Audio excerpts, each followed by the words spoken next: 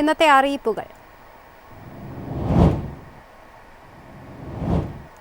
സംസ്ഥാനത്ത് മദ്യം വാങ്ങാനുള്ള പ്രായപരിധി നിയന്ത്രണം കർശനമാക്കാൻ സംസ്ഥാന സർക്കാർ. എക്സൈസ് വകുപ്പിന്റെ ശുപാർശ മുഖ്യമന്ത്രിയുടെ പരിഗണനയിലാണ്. മദ്യം വാങ്ങാൻ 23 വയസ്സ് തികയണമെന്ന നിബന്ധന കർശനമാക്കാൻ സർക്കാർ ആലോചന. ബെവ്കോ ഔട്ട്ലെറ്റുകൾ വഴിയുള്ള മദ്യവിതരണത്തിന് പ്രായപരിധി കർശനമായി നടപ്പാക്കണം എന്നാണ് എക്സൈസ് കമ്മീഷണറുടെ ശുപാർശ. മദ്യം വാങ്ങാനെത്തുന്നവരുടെ പ്രായം സംബന്ധിച്ച് സംശയം തോന്നിയാൽ രേഖകൾ ആവശ്യപ്പെടും. മതിയായ രേഖകൾ ഹാജരാക്കുന്നവർക്ക് മാത്രം മദ്യം നൽകും. പ്രായപൂർത്തിയാകാത്തവർ മദ്യം വാങ്ങുന്നത് തടയുകയാണ് ലക്ഷ്യമിടുന്നത്. കർണാടക മോഡൽ കേരളത്തിൽ നടപ്പാക്കാനുള്ള ചർച്ചകളാണ് പുരോഗമിക്കുന്നത്. നോ ID, നോ എൻട്രി എന്ന നിബന്ധനയാണ് കേരളത്തിലും നടപ്പാക്കുന്നത്. എക്സൈസ് വകുപ്പ് കഴിഞ്ഞ ദിവസം നൽകിയ ശുപാർശ സർക്കാരിന്റെ പരിഗണനയിലാണ്. News desk, MyFin TV.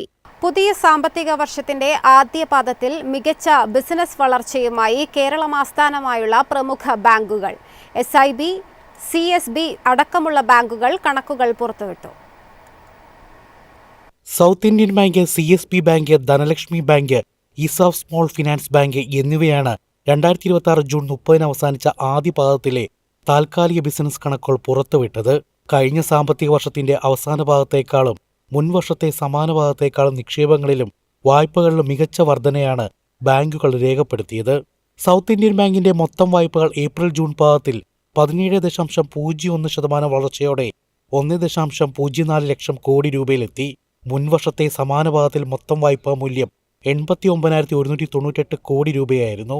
മൊത്തം നിക്ഷേപം 1.12 ലക്ഷം കോടി രൂപയിൽ നിന്നും 11.39% ഉയർന്ന് 1.25 ലക്ഷം കോടി രൂപയായി. കാസാ നിക്ഷേപം 36,204 കോടി രൂപയിൽ നിന്നും 41,493 കോടി രൂപയിലെത്തി. തൃശൂർ ആസ്ഥാനമായ CSB ബാങ്കിന് സ്വർണ്ണപ്പണയ വായ്പകളിൽ മുന്നേറ്റം. മുൻവർഷത്തെ ഇതേ പാദത്തിലെ 14,928 കോടി രൂപയിൽ നിന്നും 47% വർധനയോടെ 21,906 കോടി രൂപയിലെത്തി. ബാങ്കിന്റെ മൊത്തം വായ്പകൾ മുൻപാദത്തിലെ 40,359 കോടി രൂപയിൽ നിന്നും 40,866 കോടി രൂപയായി ഉയർന്നു. ധനലക്ഷ്മി ബാങ്കും പുതിയ സാമ്പത്തിക വർഷത്തിന്റെ ആദ്യ പാദത്തിൽ ബിസിനസ് വളർച്ച നിലനിർത്തി.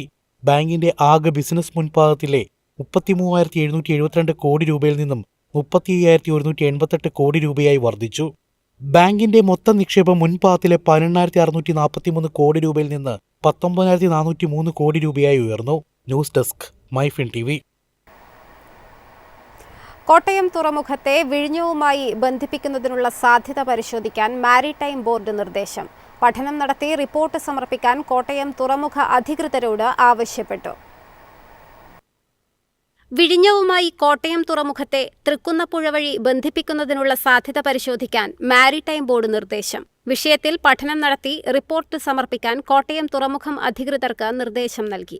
കായലിലും കടലിലും ഉപയോഗിക്കാവുന്ന ബാർജുകൾ ഉപയോഗിക്കാൻ കഴിയുമോ എന്നതുൾപ്പെടെ പരിശോധിക്കും. ദേശീയ ജലപാത 9 സമീപമാണ് കോട്ടയം തുറമുഖം.